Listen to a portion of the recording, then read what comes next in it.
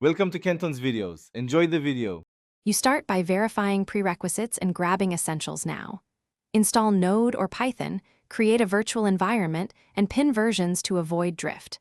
Decide whether you need a Cloud TTS API for low maintenance or a local model for offline control. This choice affects latency, cost, and complexity.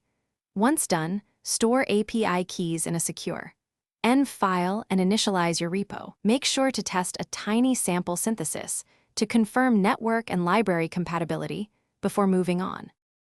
Now implement the core pipeline. Install the TTS SDK or load your local model weights, then wire the input path. Normalize text and apply basic SSML or prosody tags to improve naturalness. This matters because pronunciation and pauses drastically affect perceived quality.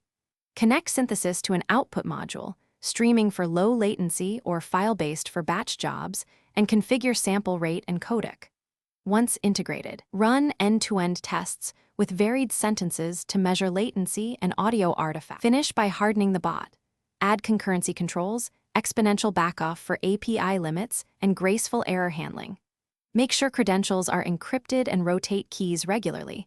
Logging and lightweight metrics will tell you when voice quality drifts. Deploy with sane resource limits and a health endpoint so you can restart on failure.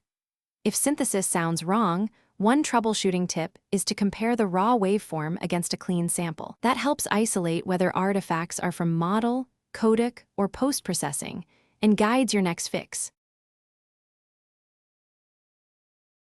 Thanks for watching. Consider subscribing if we helped you.